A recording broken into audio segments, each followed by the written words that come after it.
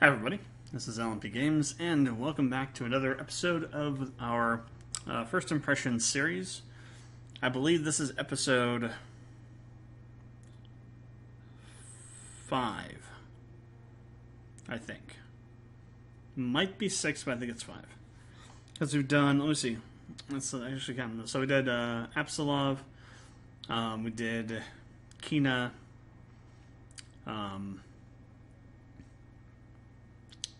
Valkyrie Profile, or Valkyrie Elysium, Demons, Souls, Lost, Ruin. Okay, no, this is number 6. Okay, this is number 6.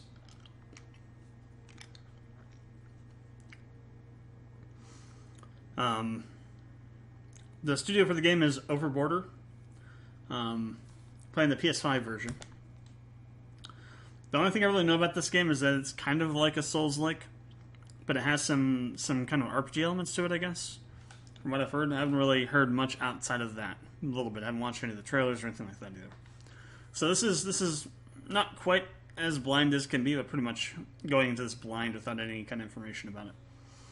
From the back, the once thriving kingdom of Hermes has fallen to an age of calamity. Jadis Prosper. Oh wait, that's the other languages. Corvus is the kingdom's final hope. Fate of Hermes is resting on his feathered hands. The truth is buried deep in the memories Corvus left scattered throughout the punishing world, and only by collecting these lost memories can the kingdom be saved. But each time he dives back in, trying to piece together the truth, all he finds is more secrets. And that's the back of the case. There's also a Fire Shrine Games thing in here too. I'm not sure what they're responsible for, but they're also on the back of the case. So, this is supposed to be a Souls-like. So, Souls-like stuff is going to apply here. That's what we're looking for. We're looking for game mechanics and for level design. Those are the two big ones. Same for any kind of Souls or Souls-like game. It's those two main things. Audio and story are the next two. They aren't really that important though. And while graphics, in terms of like the art design, is important as well. In terms of the aesthetic, it doesn't really play too much of a part in terms of like adding anything to the game per se. Like, Souls games are all about the mechanics and all about, how you fight enemies and bosses and things.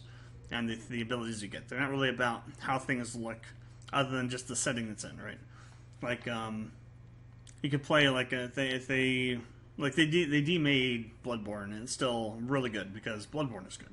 So, same thing applies here. The graphics don't really make the game. It's the gameplay mechanics, the level design, and to a lesser extent, the audio design as well.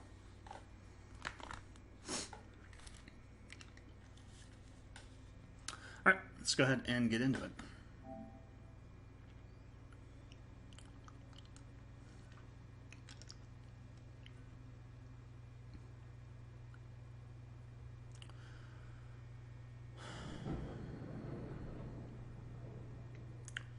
OverBorder Studio.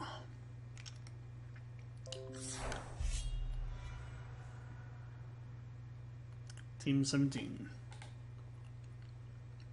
I wonder if this is an Unreal Engine 5. No, it's probably Unreal Engine 4. That's too small of a game. It's like 7 gigs. So if this is Unreal Engine 5, it'd be more than that. This is probably Unreal Engine 4.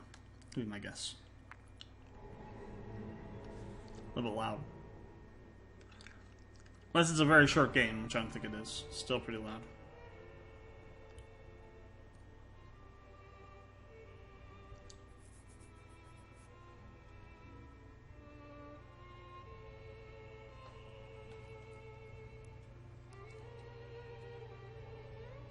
I kind of went in between where it's at right here. This is about where I went at. Let's turn it down on my headphones. Let's see.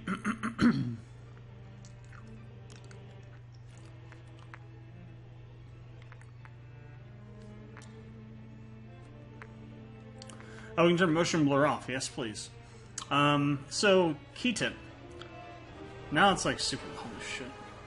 Okay, turn it down a bit again. It sounds way louder than it needs to be. It's going to be a little bit hard to balance, I guess, audio-wise. So, key tip. Do yourself a favor, and if there is no world space motion... Or, well, let's put it this way. Turn off every type of motion blur that's not world space. Motion blur is a useless graphics option and should not be in any game, period. It doesn't do anything good. In fact, it actually is harmful to the eyes in terms of like causing eye strain. It's supposed to mimic like when you move your head around, how things kind of get blurry. But in games, when you're not moving your head around, it just causes you a shit ton of eye strain. So I recommend always turning it off. No game does motion blur correctly. World space motion blur is something different. Entirely. Which is actually good. Well, it's not good, but it's, you know, it actually is implemented in a way that's not trash, like all motion blur is. So do yourself a favor, turn motion blur off whenever you can, whenever possible, and you will thank yourself for doing so. No, I'm going to save, apply. Okay. What were the other ones? We had video, controls, I don't care about that. Controls are inherently kind of spoilery. At the control listing, because you might have special things for a game that, you know, you're gonna have like so this is a Souls-like, right? So you're gonna have like R3 to lock on, some combination of attack buttons, probably the shoulder buttons, circle probably to dodge. You'll probably use the arrow keys to do items and stuff. There'll be specific things like abilities that the character in this game has that aren't present in other Souls games, Souls-likes either. And by knowing that, you're kind of spoiling yourself a little bit there. So I try to not look at the controller setup, the controls, if possible, when I'm doing this kind of video. If I'm just playing a game to play a game, I'll go look at them. But if I'm doing something like this, a first impressions video, I want to experience things as they happen. Because one of the things that we haven't talked about yet in any of the games is the tutorial, right? Because most games that we played so far have decent enough tutorials that there's nothing really to talk about. But there may be a case where at some point we do run into tutorials that are trash, and if I know what the controls are beforehand, that aspect of the review is going to get lost because I'll already know what they are, and I won't run into a situation where the tutorial doesn't tell you and you're lost because of that, you know? So that's why I don't look at the controls for these kinds of videos.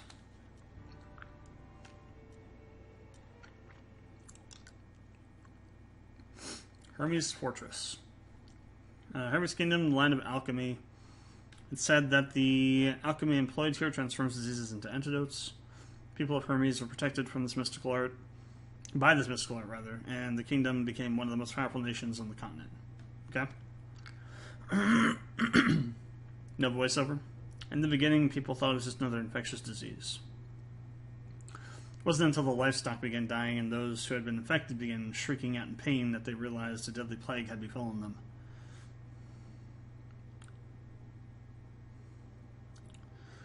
The various kingdoms tried to fend off the sickness and ghastly creatures, but their efforts were futile, and despair engulfed the entire continent. Hermes Kingdom, founded atop a colossal tree, quickly rose to power due to their use of a miraculous alchemical science, which was able to turn the plague into a cure. As the plague ravaged the lands, they relied on this alchemy to light the blessed flame. Or whatever that was. Down there. But where there is light, there will always be shadow.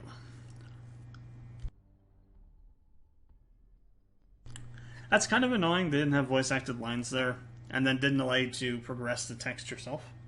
It's a little bit of a nitpick, but for some people it's kind of like a deal breaker. So we got basic controls. Left stick to move, crouch, or no, L3 to sprint, R to look around, X to interact, pause menu with the menu button, and through tutorials and collection. Okay.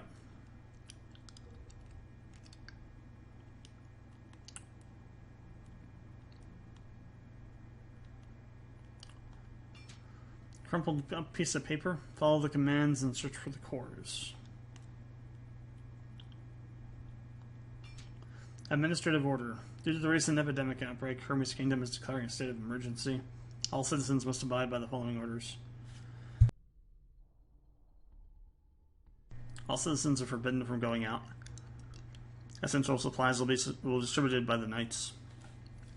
Any sightings of plague-like symptoms or mutations must be immediately reported to the knights to be dealt with. Any corpses or unclean objects must be handed over to the relevant personnel for incineration and purification. Effective date, immediately. Okay.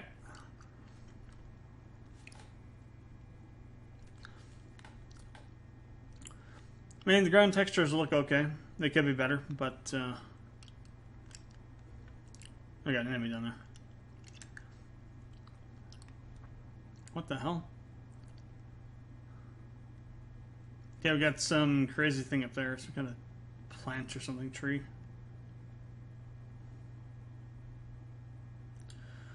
Saber attack. Wounds and execution. So use R1 to perform a saber attack. Circle to dodge. It's kind of like Elden Ring controls almost. Saber attacks deal damage to the enemy and leave wounds on them. Wounds are temporary and will heal after a short period of time.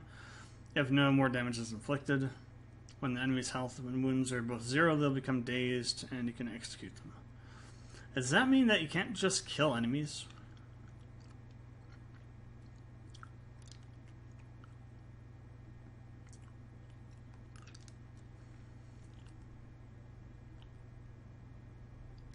Yeah, R3 is a lock on. So it's a dodge.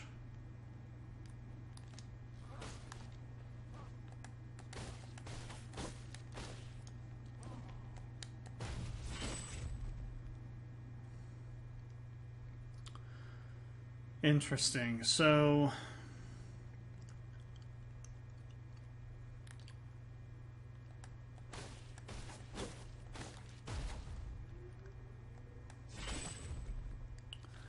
if you're fighting a group of enemies,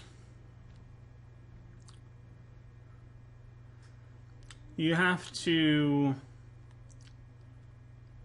Interesting.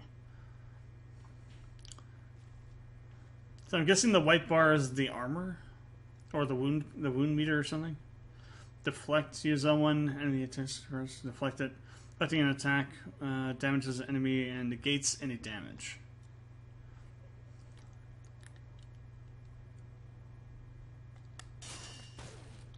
Okay, I see.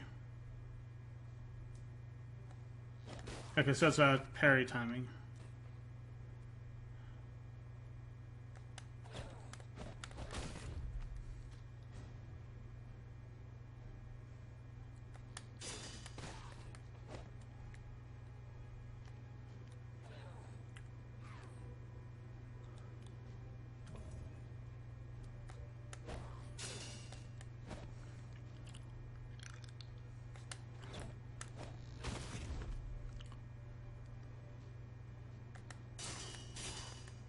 Okay. Interesting. If you don't attack him for a while, what happens?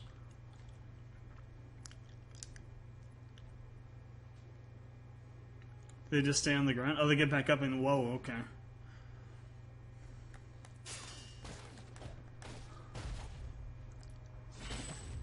I can't say that I like that feature. So what seems to be that you have to take enemies out when you knock them down. So you take down their health, you take down their wound meter, you knock them down, and then you have to finish them off. And if you don't do that within a timely manner, they come back up with half their health left. So, and like a group of enemies, large group of enemies, I can foresee there being a situation where you might not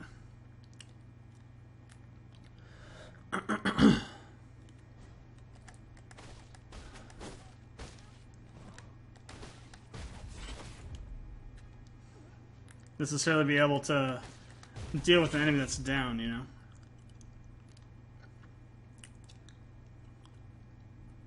So that's interesting, though. Oh.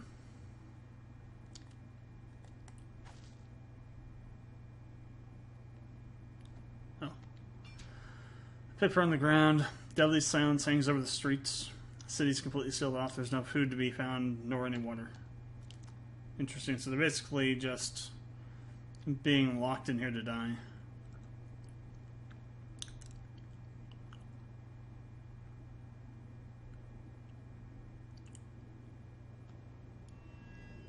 This guy seems different. You are the devourer. Wield your claws to tear apart your foes. Claw attack R2. Claw attack deals the lengths of wounds and prevents them from healing. Okay.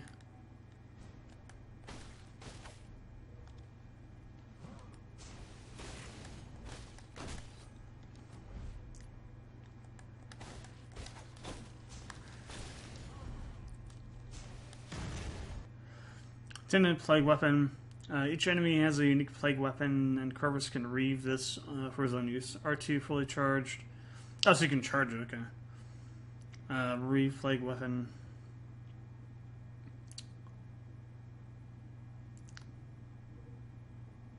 Release to replay. Reeve deals more damage to enemy wounds and prevents them from healing. Corvus is invulnerable whilst charging this claw, so safe from... Oh, is vulnerable, not invulnerable. Okay.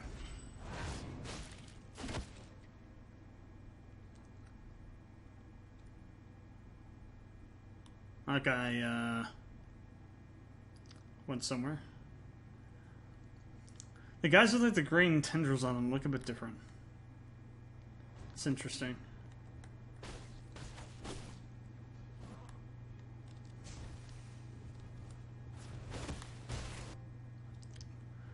Test ride. Oh, we got, so down there on the bottom right, you can see there's a weapon in that slot down there now. You strangle the cast a Reeve weapon. Reeve does some of these once. Okay, and super armor when casting. It still takes damage. So even normal enemies give you them. I was wondering if maybe just those guys with the green crap on them did, but it's any enemy.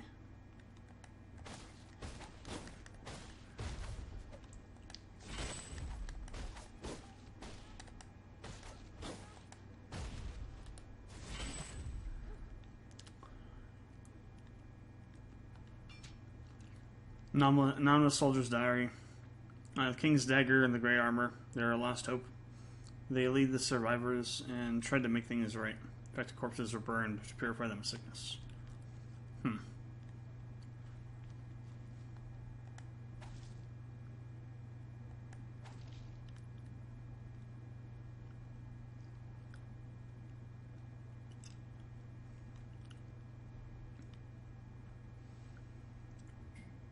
Beacon. Oh, so this is like the bonfire. Rescuing the beacon, save current processor, heal potions, and health. Also resurrect. Yeah, so this is basically just your bonfire lamp, whatever. Grace.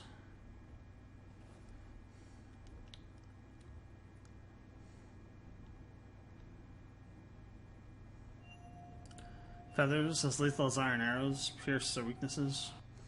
Critical attacks and feather attack. When a green light appears before an enemy attack, they'll perform a critical attack that cannot be deflected. Instead, you must move out of range or use a feather attack. L2, throw a feather and interrupt the enemy's attack just for critical attack at its Corvus. Starting to throw feathers at a time. Feather also leave wounds on enemies, stop them from healing for a while. Okay.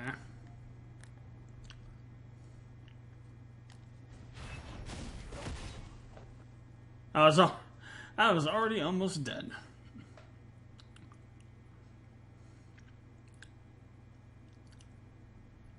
Memory shards. Okay.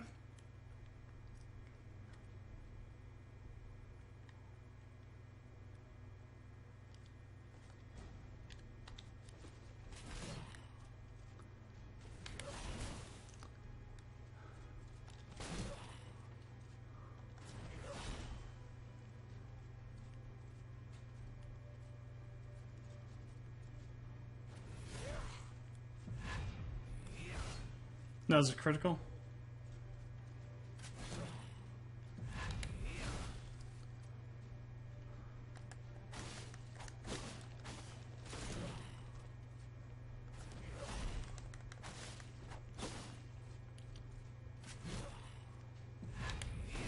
No, missed the timing on that.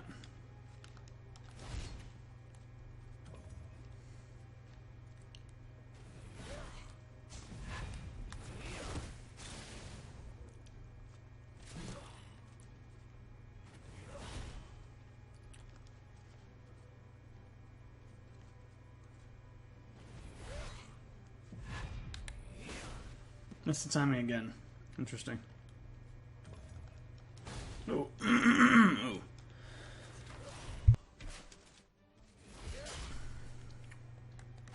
That was a new chain of the... Oh, that's a new one. A new special there. There we go. Okay. That gives you quite an advantage on attacking there. As I take a whole bunch of crap, ton of damage there.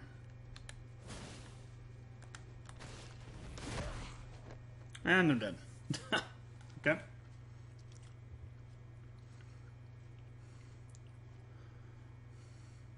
I'm trying to like use the mechanics as opposed to trying to kill him.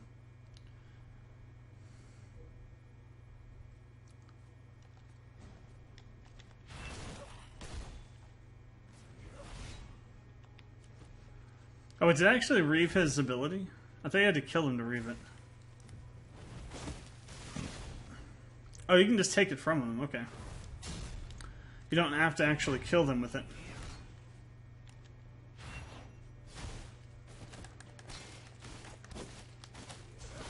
Interesting.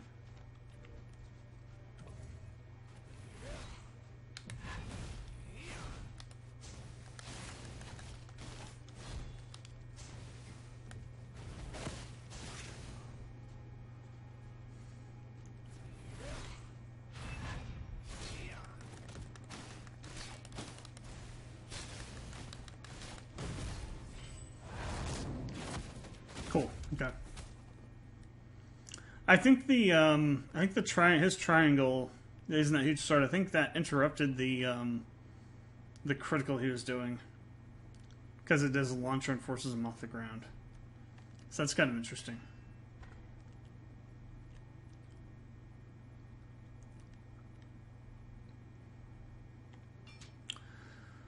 Resident's diary. How'd this all begin? It said there was an accident. It said an accident occurred on the day of the king's birthday. Previously, the plague was only spreading outside the kingdom, but after the outbreak, all have gone mad.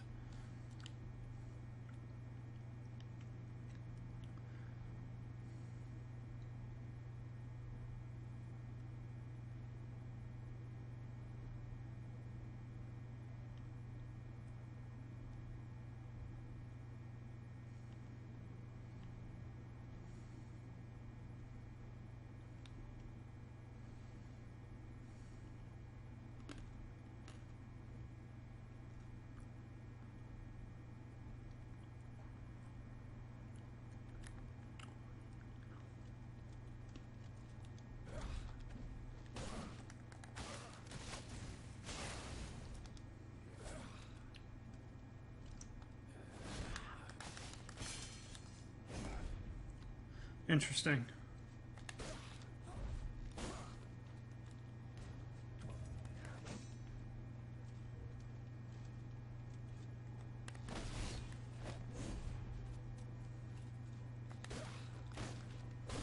Oh, wow. Okay. I thought I dodged away from that, but I guess not. It is a spear, so makes sense. That'd be a pretty hefty range on that thing. I mean, it has the battle system has the feel of a Souls-like, so it's getting that part down. I'm just still not sold on the whole double health bar thing, you know. On the armor on top of the wound meter on top of the health meter. Not sold on that just yet. We'll need to fight a boss. Because the boss essentially has 2 health bars. Because of that, that'll detract from the game's score a bit.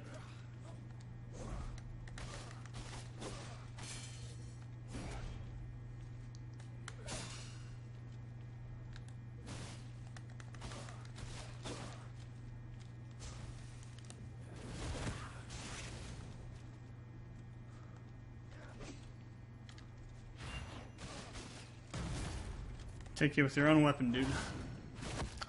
That's how we'll do this.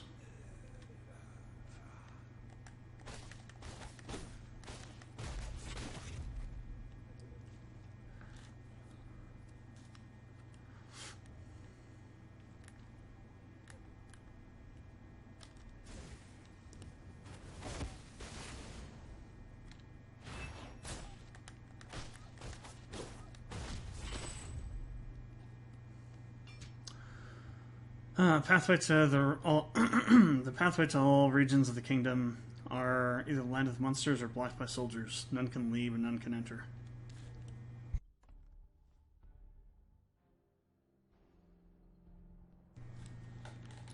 Okay. So I guess we have to go back up this way. So let's go ahead and do that.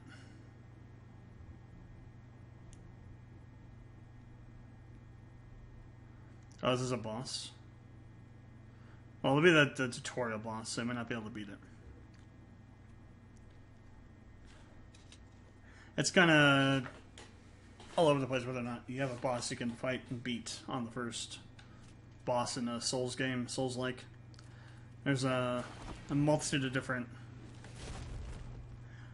you know, scenarios that play out.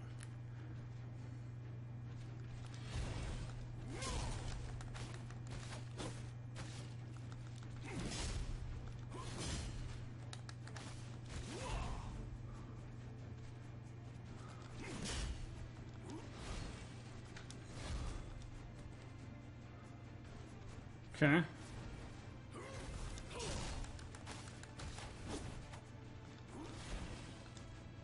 Okay.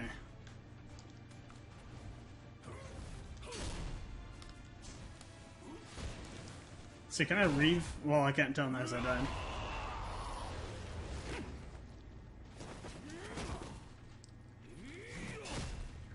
So that seemed to be a story fail. Probably couldn't beat him. Or if you could, you probably would have died anyway. Darkness.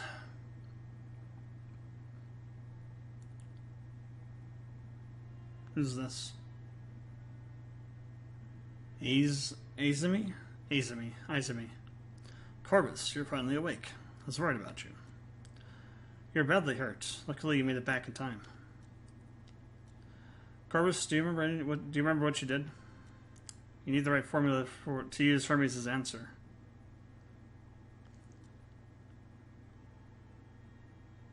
Well, they just technically be Hermes' answer. It appears that the injury caused you to lose your memory, so perhaps it would be helpful for you to start with a description of what you still remember. I ain't remember shit. Come back when you've got your memories in order. Until then, you can walk around. It might help jog your memory.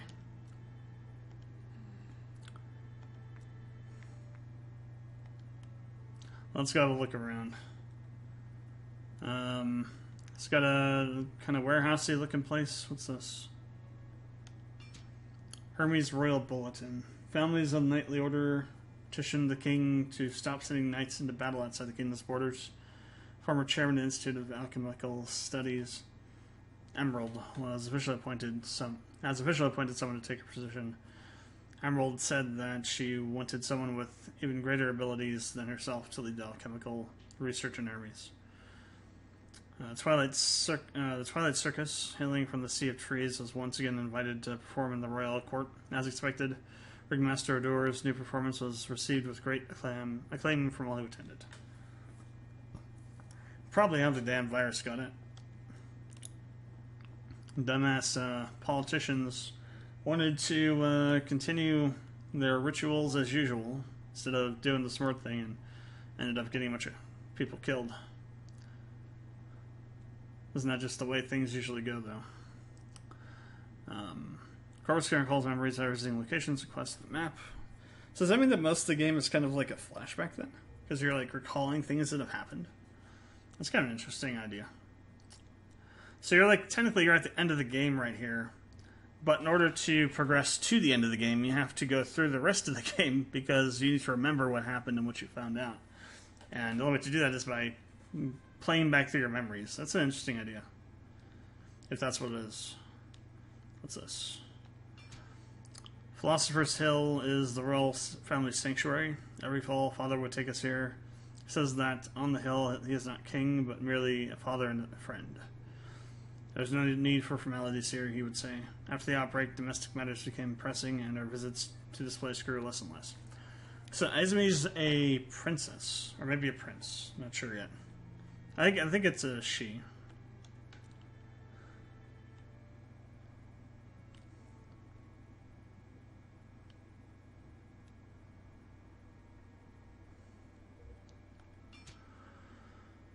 What brings me the greatest joy is coming to Philosopher's Hill with the children every year. Watching them run about, playing together never fails to help me forget the turmoil in the kingdom. Recently, some strange sickness has plagued the lands beyond our borders. We must make sure the kingdom is prepared. Edward the Blessed snows.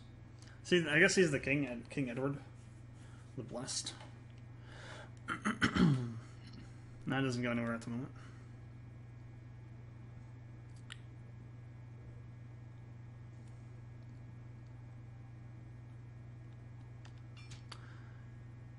It says the exhortation of the former kings. He who examines himself shall never be lost. It's a weird looking place back there. Okay.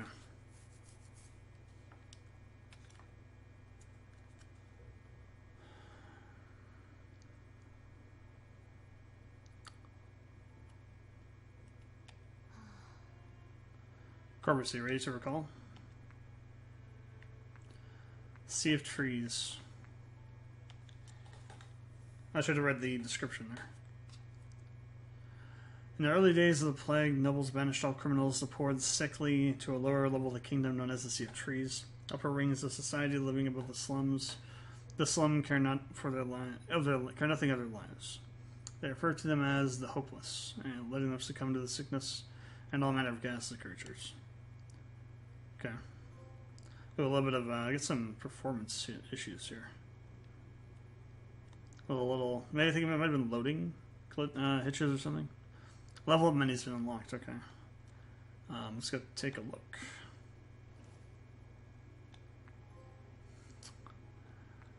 So, unlock talent, plague weapon, potions, use forgotten feather, cease recall. I guess you go back to the whatever that place is called. Philosopher's Hill. Level up. Okay, so you can apply level up points, it seems,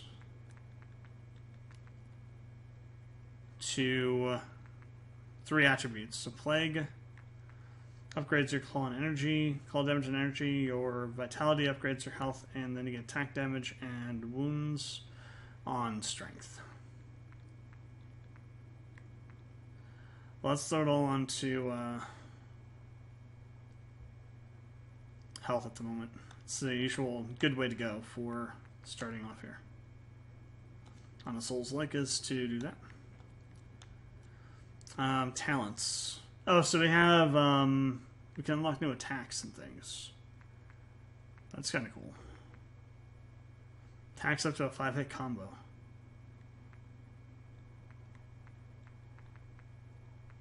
Bunch of stuff.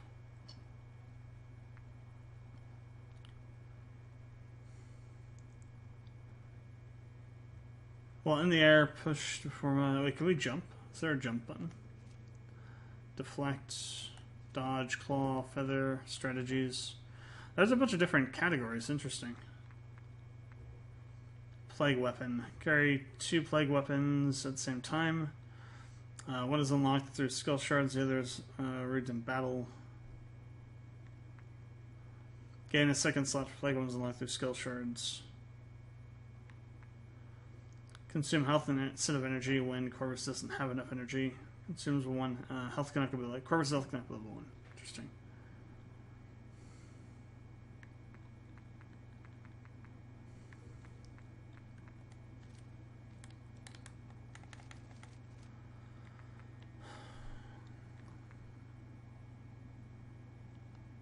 Let's go and get that. Yes, and this would be very good. We'll take those.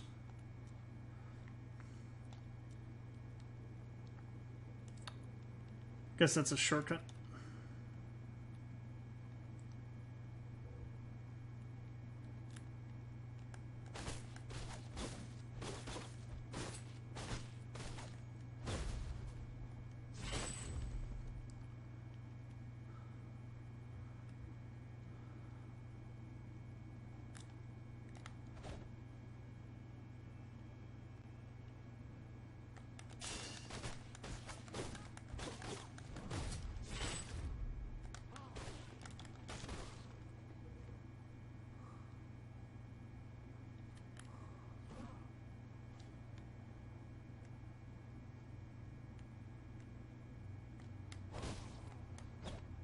Okay.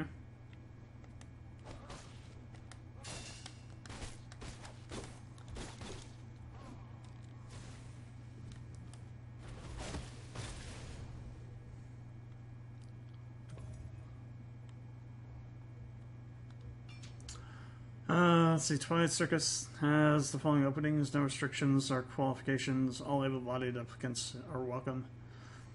Porter, 20 positions. Street vendor, 10 positions. 5 males and 5 females will be required to undergo physical examination and perform clerical duties within the tent. Outstanding compensation. Interested parties, please contact.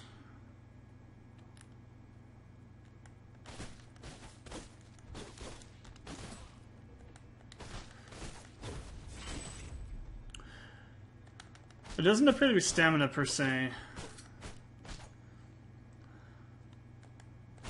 Arthritis is kind of built into the number of attacks you can do. What's back here? Several days ago, some mysterious visitors arrived at the village, hoping to talk with me. Never had a good feeling about the people from above. After all, they're the ones who abandoned us. They are royal guards, and I could not just avoid them. They asked me a lot about the circus. Interesting.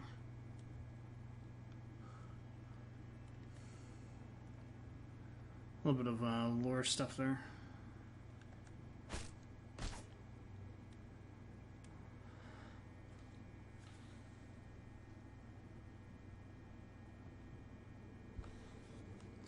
That is very interesting. There's like not much. There's like really quiet, sounds in the background, but that's about it. It's not very loud.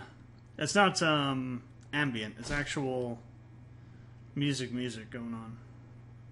Oh, hello.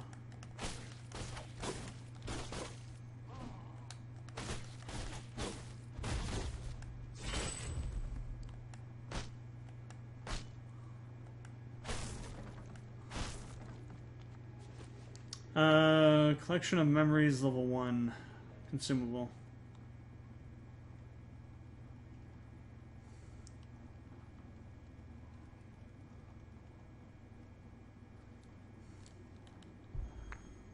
So is that like a thing where you get like souls or whatever they are? Collection of memories, quantity. Okay, so those are called memory shards in this game.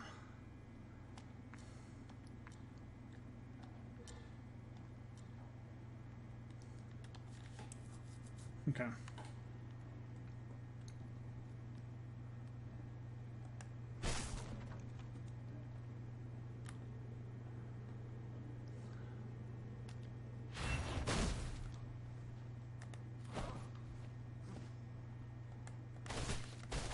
Spiky boy.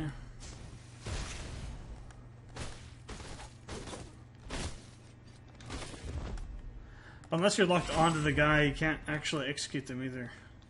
So you can't just run. You can't be targeted onto a character and then hit another one that's down to kill it. You have to be purposely targeting it. Definitely don't like that.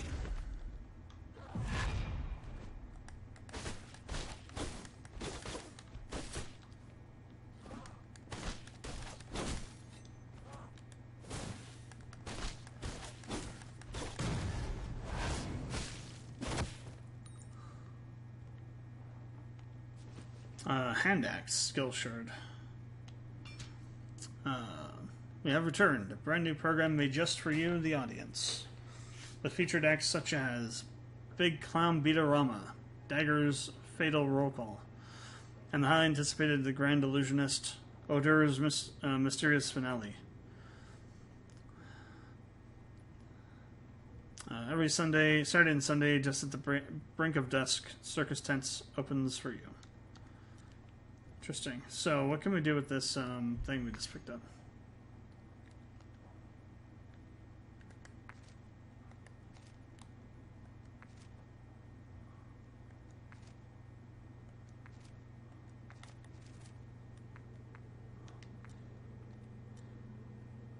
Collect enough skill shards to unlock or upgrade plague weapons at the beacon. Ah, okay.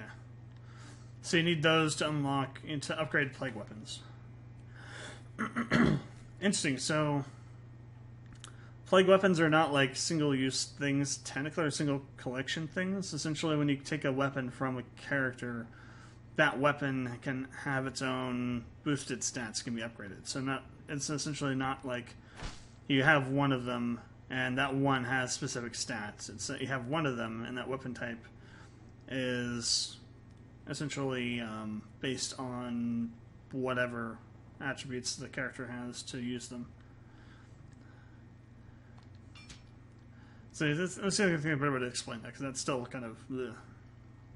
So the enemy's weapon isn't based on the enemy's stats. So if you pick up an axe from a super powerful enemy towards the end of the game, it's the same axe that you pick up from the one at the beginning of the game, because it's based on Corvus's own abilities with that plague weapon type.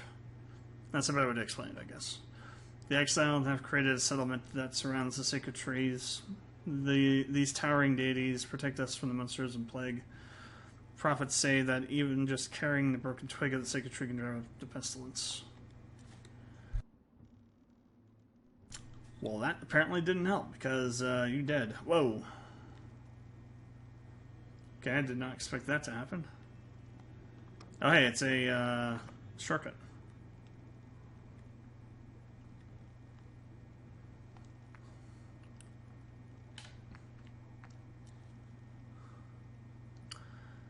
Okay, let's go ahead and do strength, and that's all we can do, actually. Okay. Oh, wait, does it? No, does it? We can do more than one.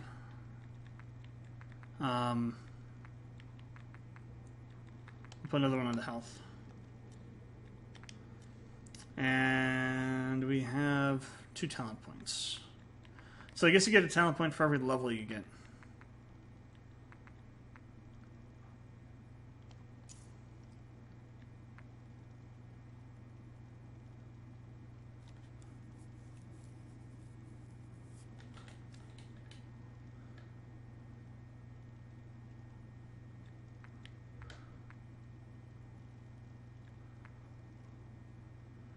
Dodge and slash, dodge and stab.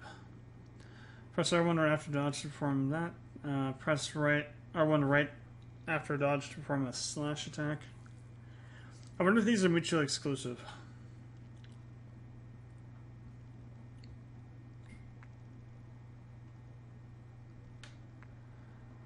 The slash seems more useful to me.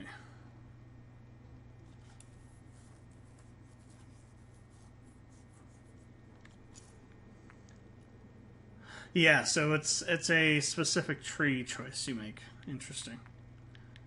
I mean, this has to go further down after this. It's just locked at the moment.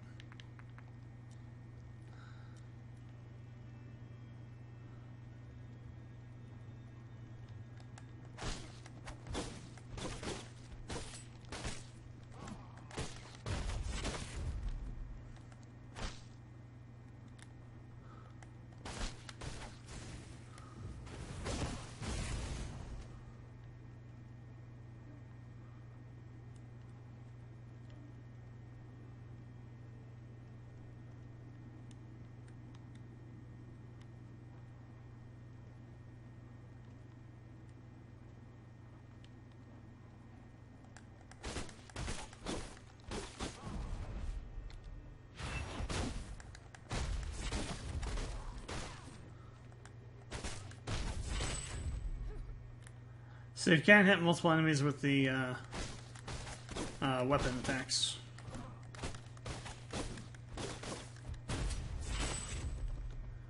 that's good to know.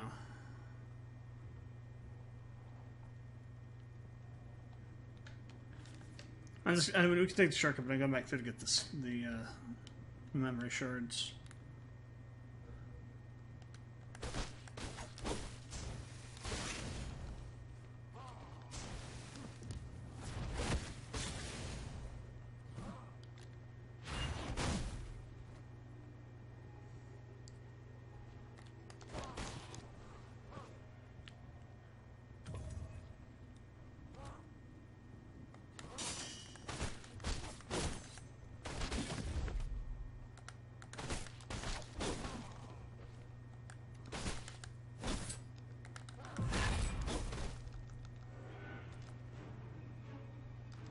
Oh.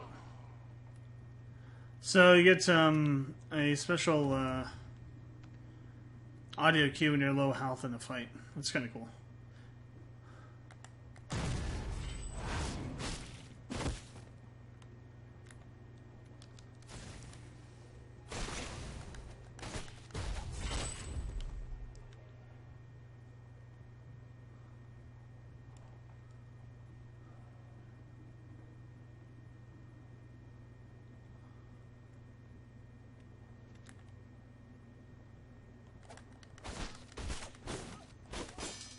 So the spike spheres, that represents a stronger level of enemy of this type? I think so.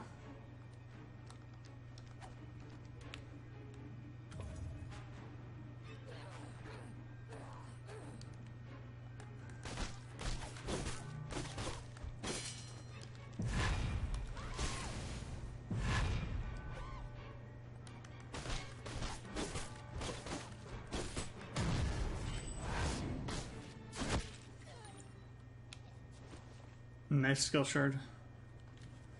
Definitely feels that way anyway.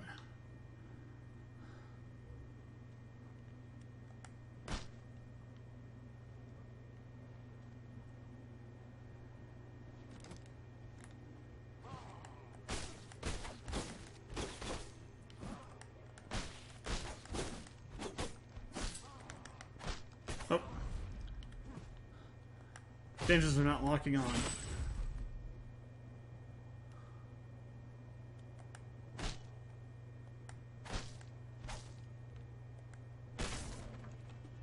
Nothing back there.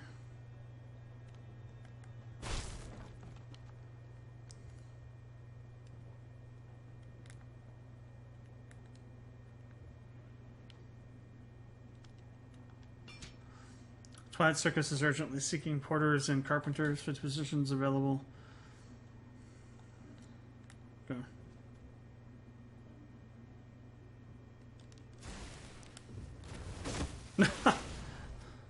Tried to get me.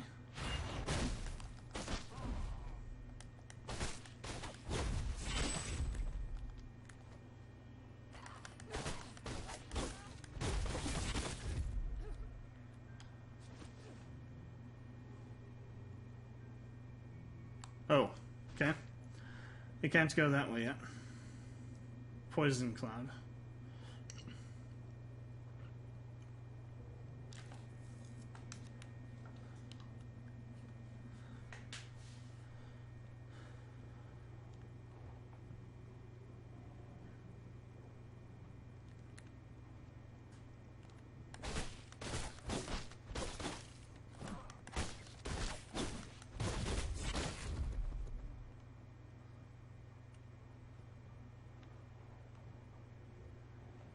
Ah, yes, the drop.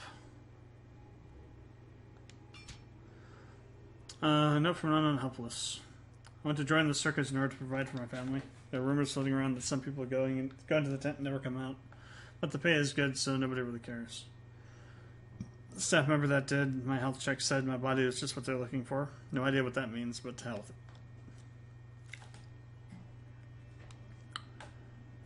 I mean, generally in a Souls-like setting, those words said in that specific manner is usually nothing good.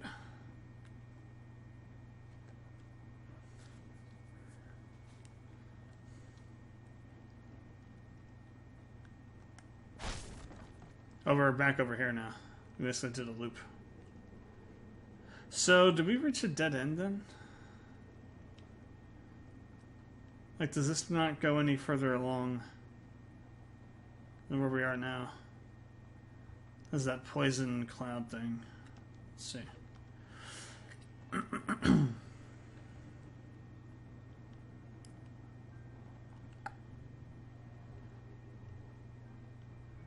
So this way you went up to that poison cloud area, right? Yeah, I did. Okay. There's also this thing back here. How do we get to that? Oh, we just come back around. Notes on Hermes' life. Sea of trees. Most every residence in the forest is constructed around the sacred trees. The people believe that if they are close to the trees, they will see the blessings of protection. Even those homes not in the indirect contact with the sacred trees will carry tiny branches to drop the plague. I wonder if we need to find a branch or something then. Maybe this stuff is like the plague or something. And we need a branch to get through it.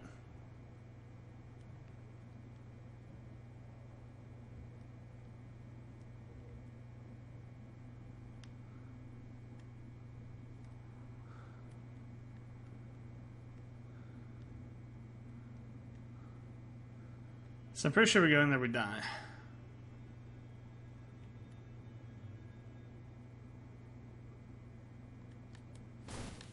Oh wait, we can get rid of that thing. Ah, okay. Got it.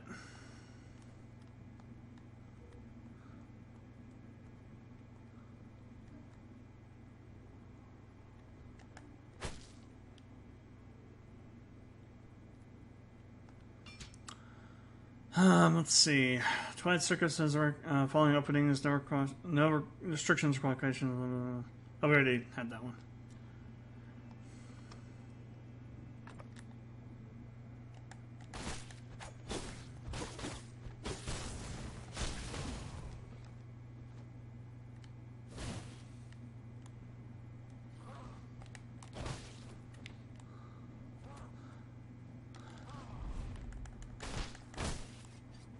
Oh, okay.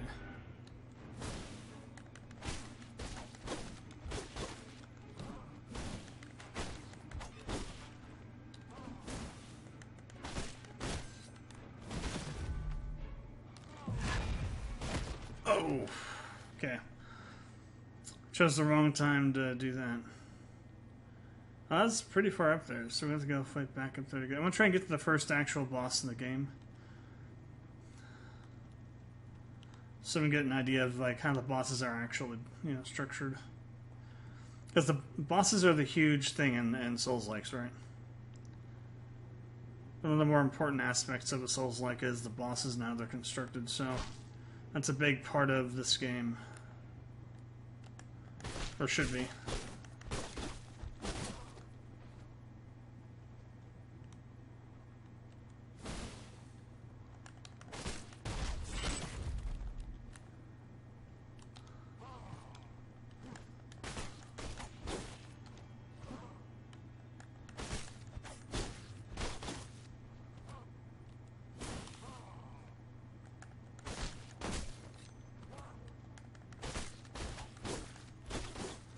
It seems like they have like a counter meter, right? Or something. Because it seems like there's a point at which you hit on them long enough.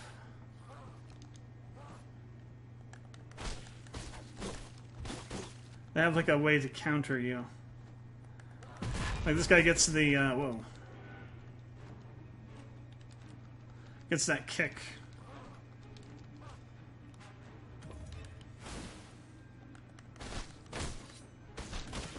Like that kick right there.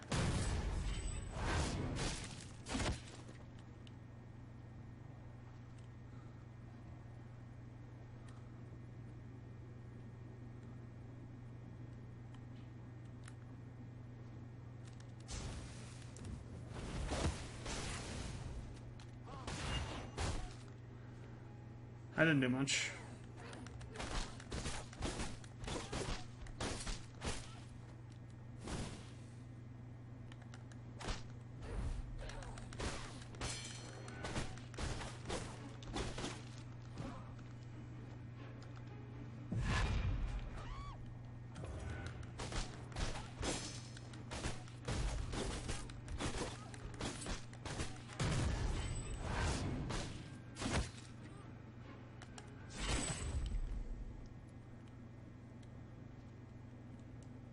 It could have gone a bit better. Could have gone a little bit better, but that's fine.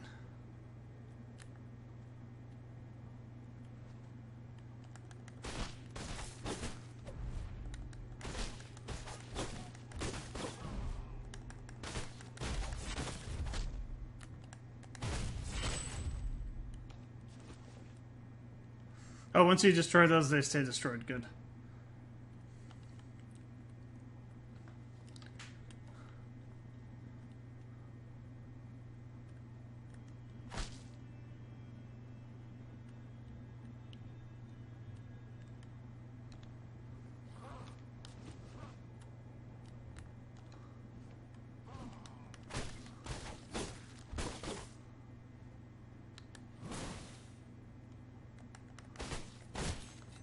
Yeah, so then we get the kick.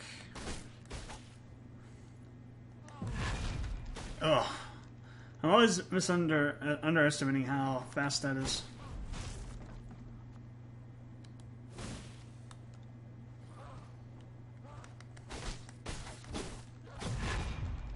And how wide the arc is on that.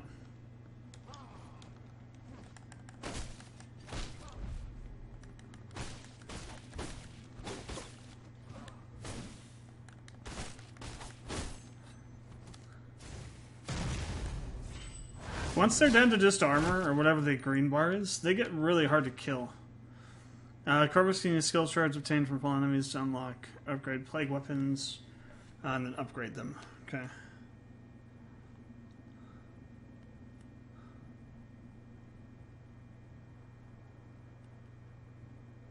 Oh. There's got to be a guy here somewhere, so nowhere.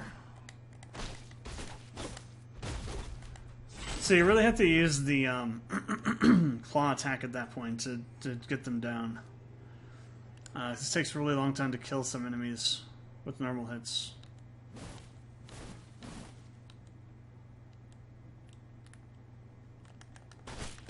Oh, that's super armored, okay.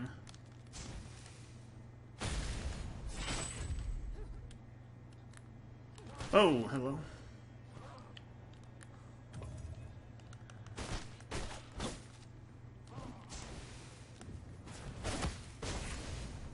Funny meeting you here. That's another dude. Okay.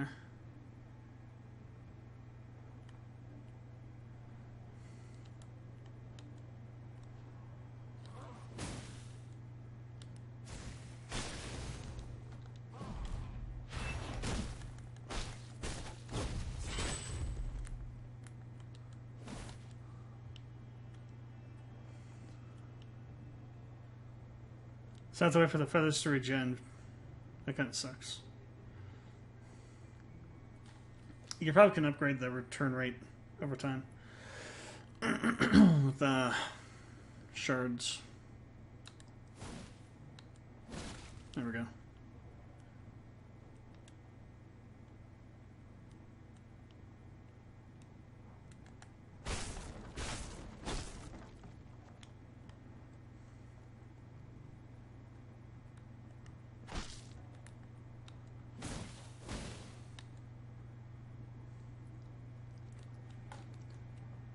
I don't see any enemies around here.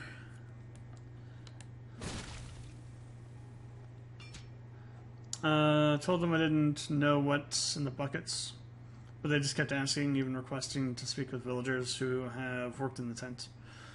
And if you actually worked in the tent, and said the buckets are filled with oddly shaped small creatures. That the circus folks are one of us, the tree blessed, so how could I possibly reveal their secret? Interesting. Tree blessed, huh?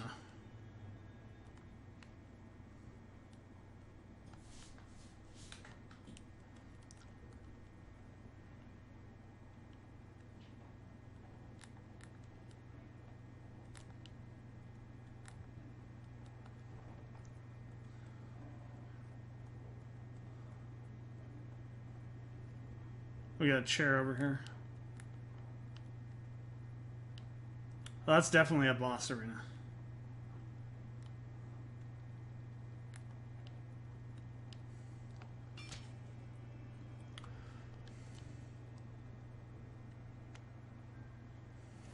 I like that they put these right before this boss fight here. I wonder if that's going to be a common thing to happen.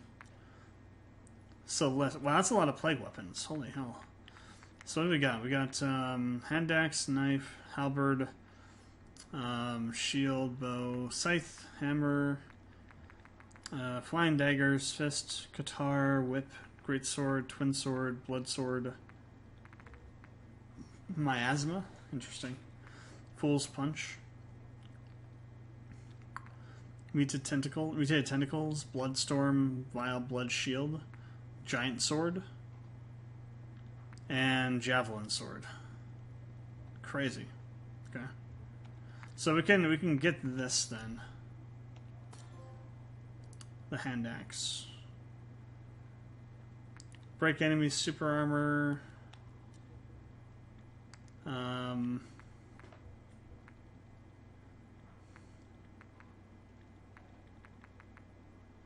Okay, and then we get, so it says you upgrade it, you get more and more things. So to get this, we have to get more shards. Okay, so we don't use the points, the memory shards for that. We use weapon shards for that.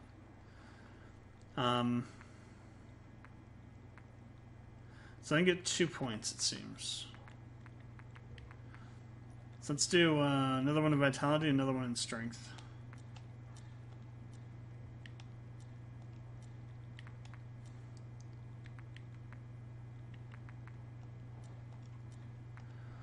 Then for talents,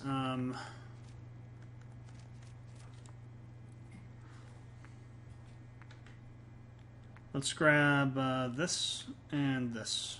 So we're gonna increase the amount of feathers we can hold, and then decrease the time it takes to regen a feather to 8 seconds.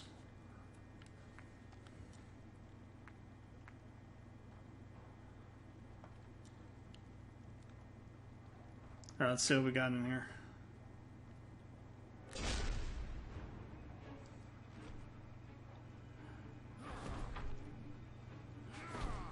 It's not necessarily a boss. Maybe a mini boss.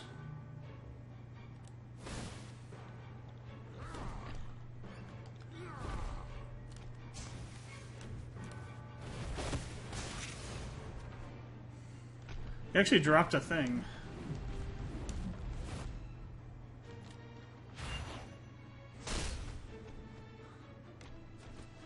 Hammer skill shard, okay. Whoa, okay.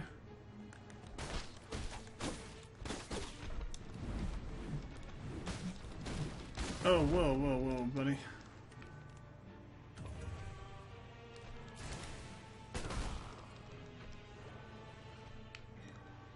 That's some damage.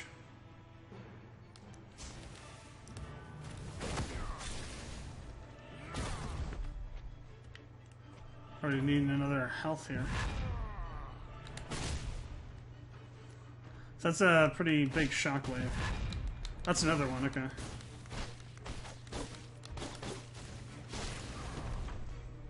So you really have to take advantage of the critical counters, it seems, to do a lot of damage.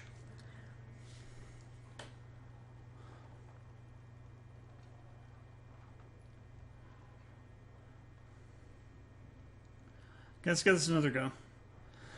Oh, I still have the hammer thing on me. Do I still have the shard? Hammer shard?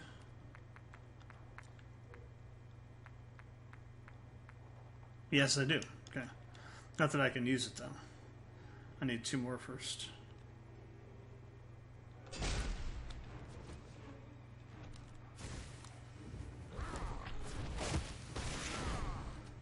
So he only gets, you still take damage on those.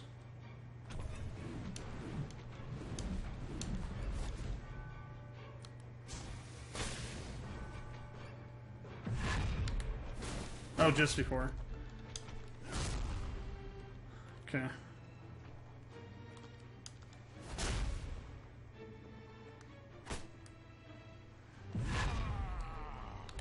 Oh, that's right. That's the ranged.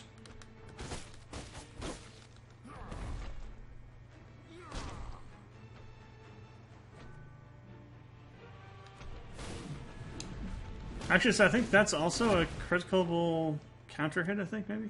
It looked like he was doing... Oh, no, that wasn't that. That was him... So that they have like this thing where they suck in the screen around them. This like green thing that comes up around them that tells you that they're healing, I believe.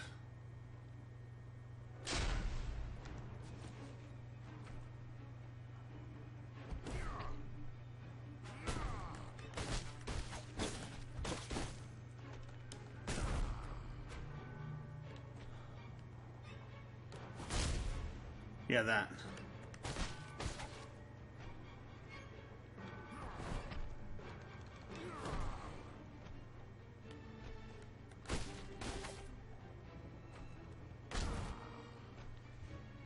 Trying to bait out a super. There we go.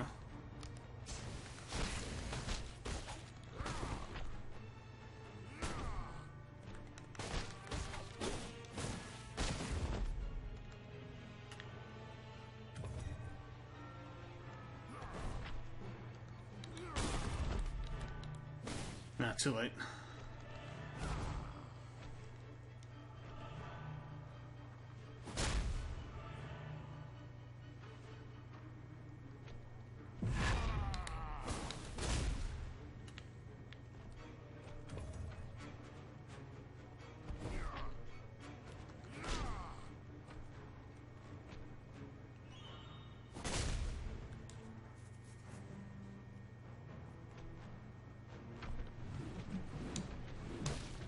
That move is just frickin' vicious, man.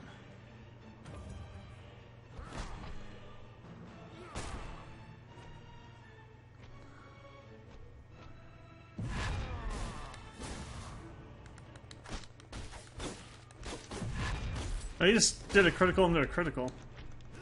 Ow.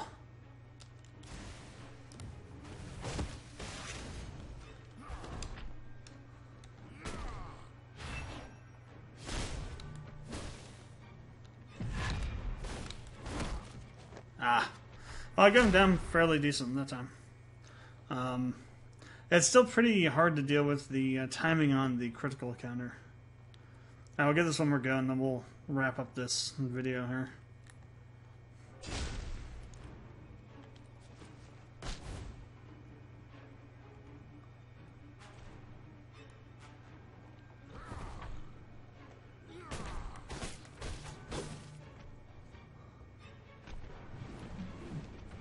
Yeah, this move right here is really hard to deal with. If you get hit by it at all, good luck.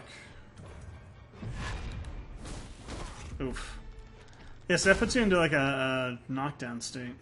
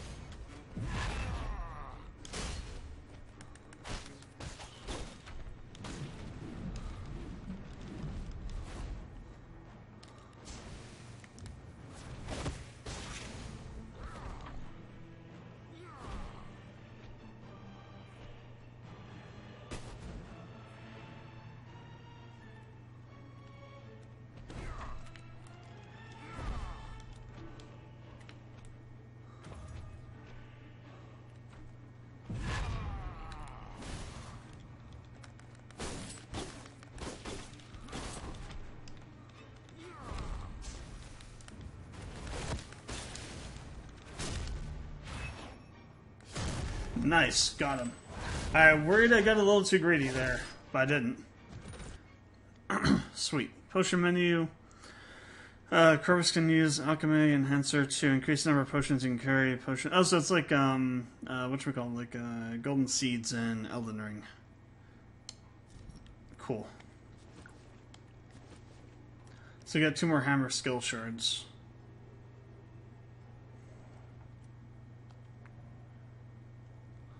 Okay, that fight felt relatively equipped. Long-lasting potion. Upgrade potion.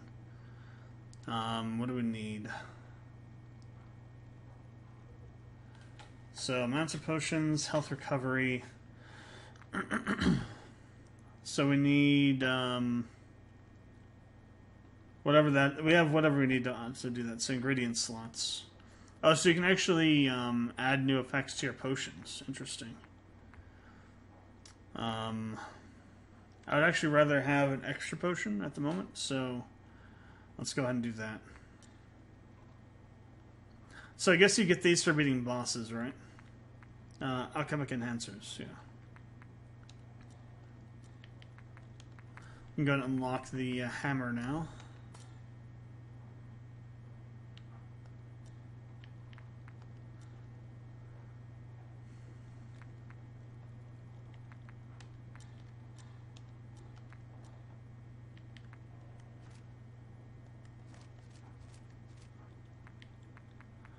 Blessing, when taking damage, there's some chance of reducing coming down to 10%. After taking damage, a small amount of energy will be restored. Slightly increases on drop rates. While your health is full, permanently gain 1 stack of offensive buff. While health is lower than 20%, permanently gain 1 stack of offensive buff. Okay. Gain 2nd slot for plague weapons unlocked through skill shards.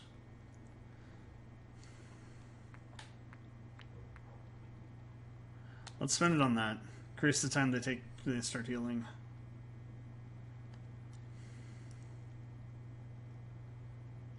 Cool. So I'm taking this guy to the respawn, right? No, good. So he kind of was. That's like a mini boss, I guess.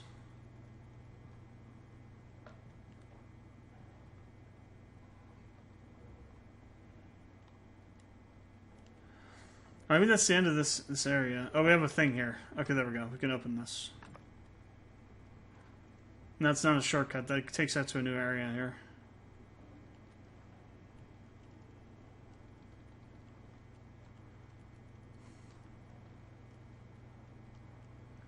Cool. Okay, I think we got a measure of the game now, I think.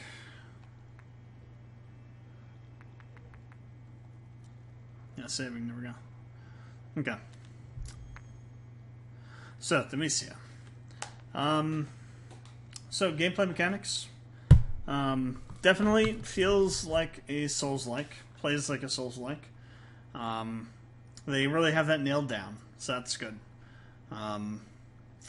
The unlocks and things are interesting. It seems like if we go look at the stuff real quick in the menu, that you can rebuild your character at any point, talent-wise, because you have a reset all talents, so you can rebuild your character at any point with your talents. Doesn't seem to have that for anything else, but it's there for talents. We still haven't gotten this Forgotten Feather thing, but I'm not sure what that's about. So that's still something that's to be discovered. So I like that, so you can rebuild your character to the situation you have. In case you have to like retool something for a boss or something like that. The feather thing for counters is pretty interesting. At the same time, I think that this thing and the feather thing are totally unneeded,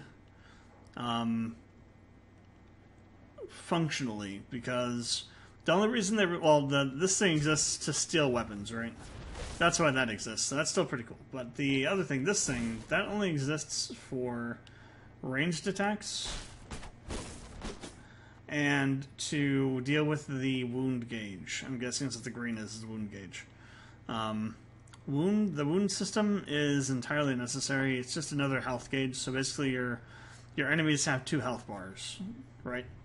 You take down the first, and you have the wound gauge, which is much harder to drop because you have to use feathers to counter to do lots of damage, or you have to use the feathers to keep them from healing their health back. Granted, this guy was just a mini-boss, not an actual boss, so I don't know if that applies to the bosses too. I have to assume it does, though, until otherwise figured out. And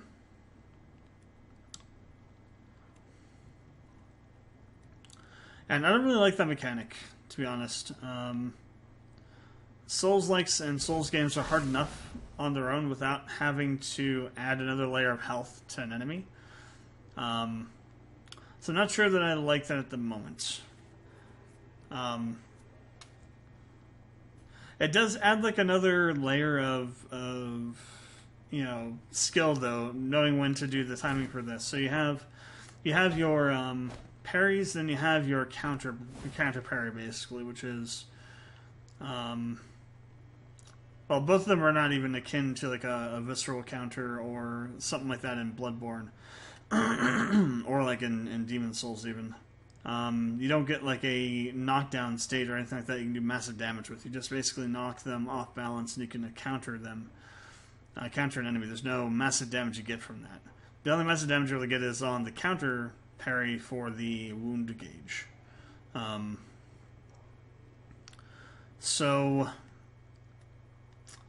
like that so much. I like how combat kind of feels.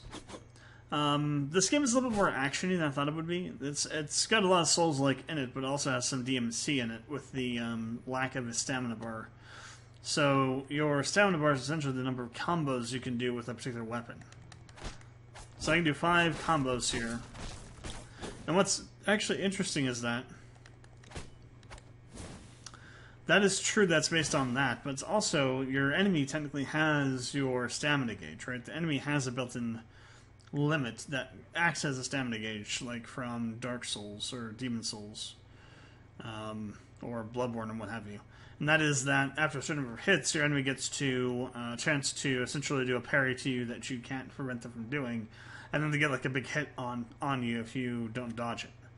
And they also have their criticals as well. So there is technically a stamina gauge. It's just not a stamina gauge per se, but it acts functionally the same way.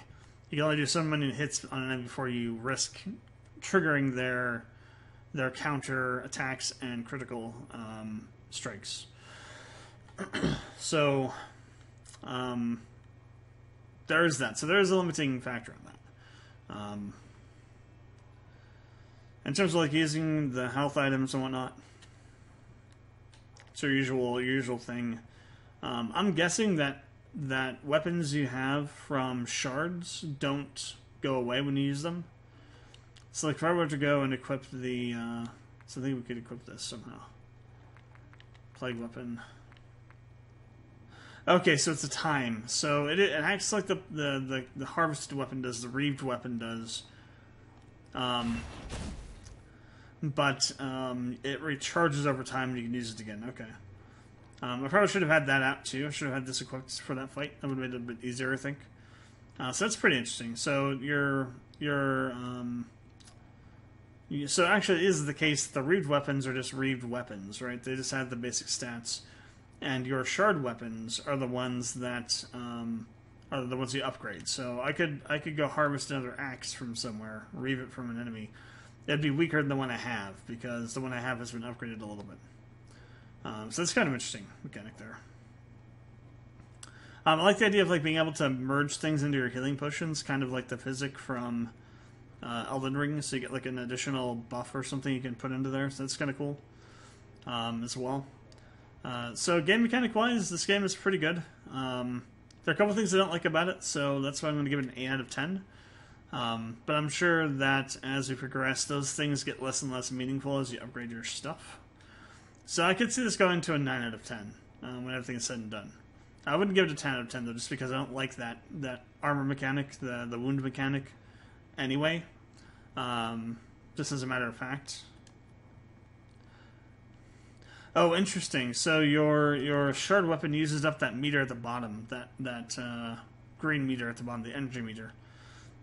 Too. So there is a time on it, a timer on it, and also limited by, we'll essentially call it FP or something like that. An amount of some kind of stamina-based sort of thing. That can't doesn't recover over time. Probably recovers from killing enemies, and that limits you from using your weapon, your shard weapon. So that's good. There's a limit on it too. So it's a limited resource. You can't just spam. So like that. Doesn't change my score. Still 8 out of 10. Let's see. Next up, art design. Let's start with levels. Level design seems decent enough. We've only really gone through one area or part of an area so far, so I can't really tell you specifically what if it's indicative of the rest of the game. But this place is pretty well put together. There's quite a few areas that are just kind of like avenues for exploration that take you to stuff you can find, collectibles and whatnot.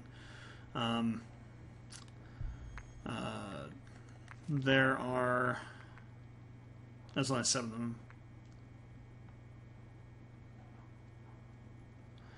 Use this to return to the last beacon, lose all memory shards. Oh, so it's like one of those kind of things. Okay. So the level design seems pretty good. Definitely is not anywhere near Dark Souls 2 level of bad. But I can't really tell you just from this one area whether or not the rest of the game is good. So the first area is built pretty well, and so is the tutorial area. Though this area is more, I think, indicative of what the game is like, as opposed to the tutorial area, which is very kind of linear. And this is also linear, but there's also lots of side paths, right? The tutorial area didn't have any real side paths. Now, for the rest of it, art design-wise, I like the fact you have a plague mask on. It kind of fits in with the theme and the setting. This area down here, this first area, has pretty good theme as well. It's a lot. Essentially, it's called the whatever trees, and so there's a lot of trees around. There's a lot of lore based around the trees that you can find in here, so that fits in with the setting as well. And you got these tent things and other carnival sort of things that represent the carnival, the circus. So things look okay. I would say there's some things that could do a little bit better. There could be a little more variety in the mapping. It's a little bit repeated here and there. Like there's a lot of it's very common to run into like an area like this and find like a small passage to go through, something like that. That is very common. Granted, it's also very Souls-like in its design, but it would be nice if there was a bit more Bloodborne-y than Souls, as far as that goes, in terms of like the level design. Bloodborne had some pretty huge linearity to it, but at the same time, that linearity wasn't marred by, or the linearity didn't mar the level design, because the level design is very dynamic. It's very non-repeated. So you didn't see like a lot of the same kinds of things over and over again. This game kind of has a little bit of that in it. For the most part, the textures look okay. There's some places that are kind of sort of level stuff. Like kind of in here a little bit. I think these bones and things. Some of the like these tent textures are kind of a little bit like that too. At the beginning, the tutorial area, the ground texture is kind of a little bit iffy. But overall, it looks pretty good. There are some performance issues, though. When we first entered this area, there was a little bit of stuttering. I'm assuming that's from stuff loading in, but this is the PS5, so that shouldn't be a problem. So there seems to be some performance issues with this game. Not huge, not massive stuff, just here and there, maybe it's not taking full advantage of what the PS5 can do in terms of load times. That makes sense that this is UE4 too, because UE4 doesn't have the same kind of performance uplift that UE5 has in terms of like its access to the SSD and whatnot. So there would be maybe some stuff from that. So it could be like essentially a legacy problem, since it seems to be using Unreal Engine 4.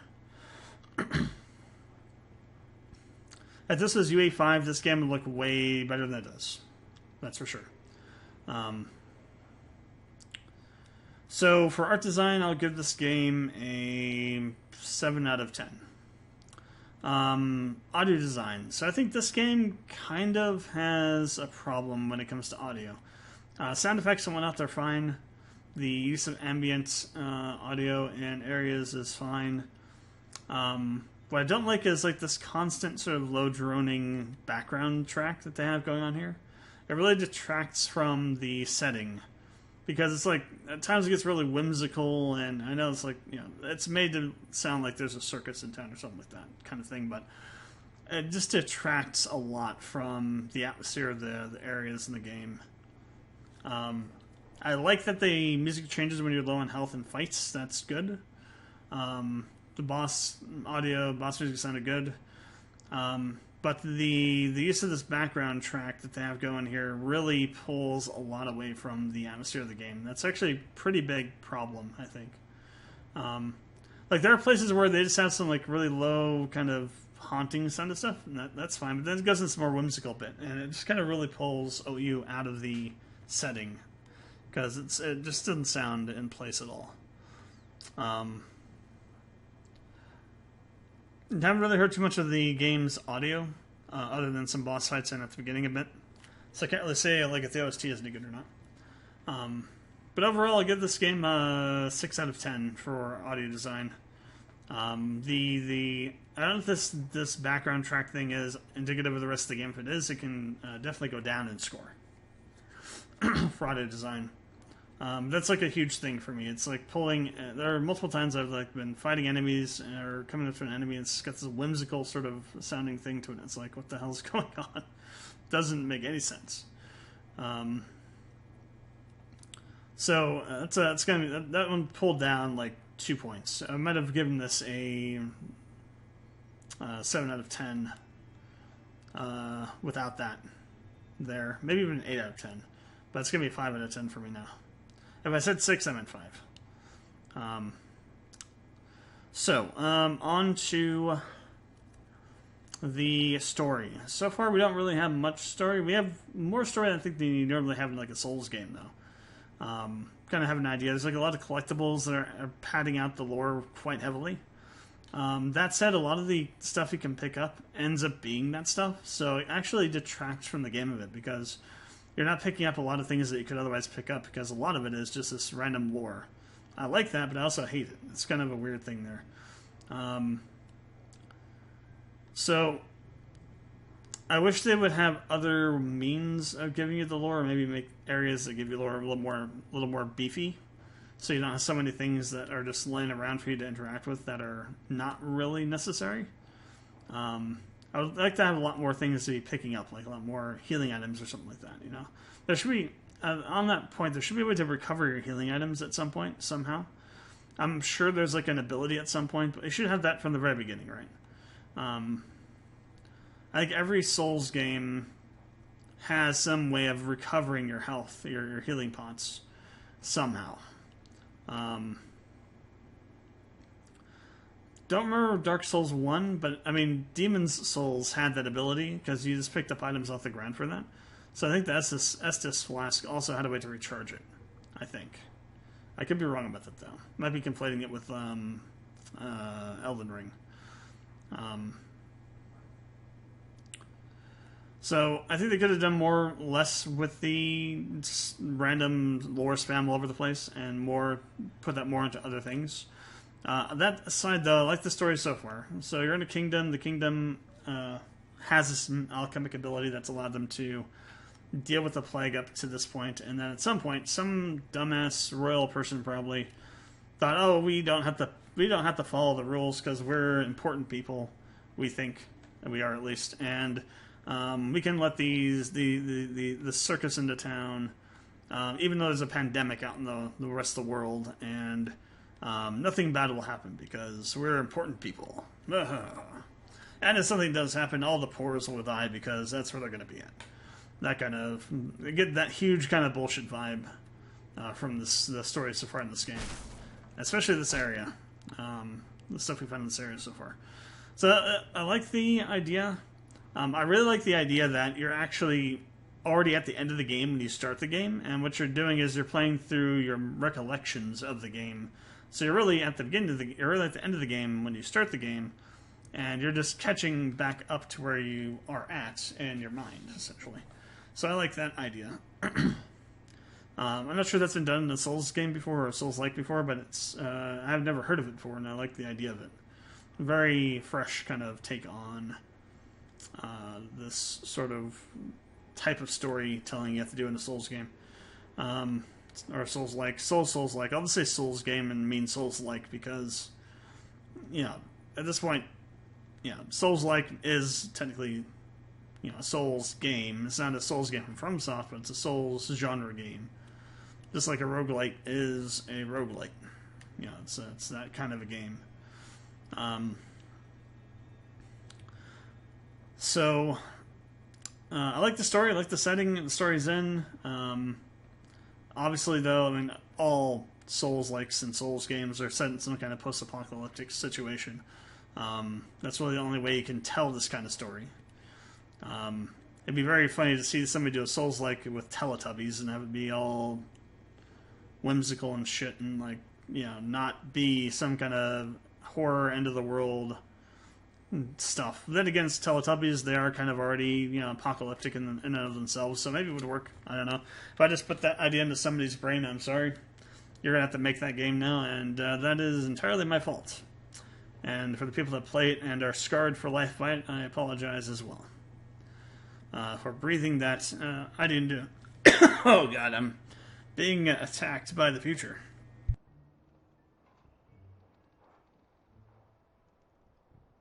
Being attacked by the future for breathing that game into existence. It's proof right there it's going to happen at some point.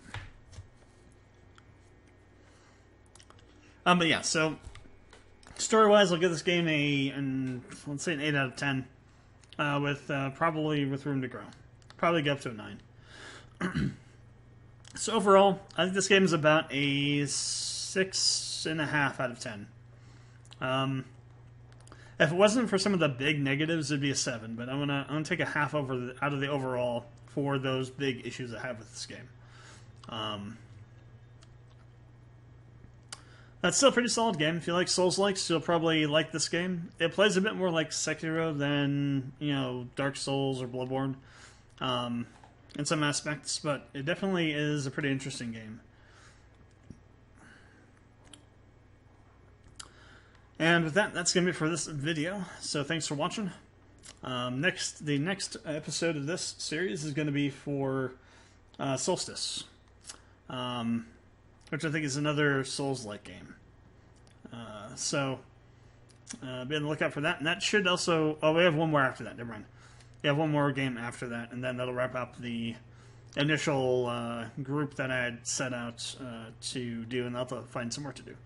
But yeah, so thanks for watching. Comments, questions, link below. Appreciate it if you would like the video. If you liked the video, if you liked it, that makes sense. And if you like it, like it. There you go. Even less sense. Also appreciate it if you'd subscribe. Let you stay up to date with what's going on with the channel. I do have other series that I do besides this. Upload Twitch VODs. They're lightly edited to take out breaks and stuff like that for the games we do on Twitch. And also some other series that I'm working on as well. A plugin development tutorial series for Shipbreaker MV. And there will be eventually an FF7 remake video series that will include stuff about original FF7, the compilation, as well as remake. That maybe I'll get up before Rebirth comes out. I don't really have any major drive to do it because half the stuff that is in the theory video I was going to make that was kind of driving me to do the rest of it has already been proven. So the other half is probably more likely to happen now because of that. Because they kind of line in place with things. But I'll get that out eventually here, hopefully before too much longer. It's a lot of recording though, because we go over all of FF7, we go over Crisis Core, On the Way to a Smile, Advent Children, and then Remake. Just kind of giving a synopsis of the games, talking about the lore of them, and how it all kind of fits together. And then there's a whole theory crafting video about what's going on in Remake, and then what's going to happen in the rest of the series. So be on the lookout for those. I'll probably just drop all those at once, or maybe I'll do sections, all the videos for a particular game, at once or something like that. We'll figure out how that's going to work. But yeah. So that's it for me. Zombie Games. And until next time, I will catch you guys later.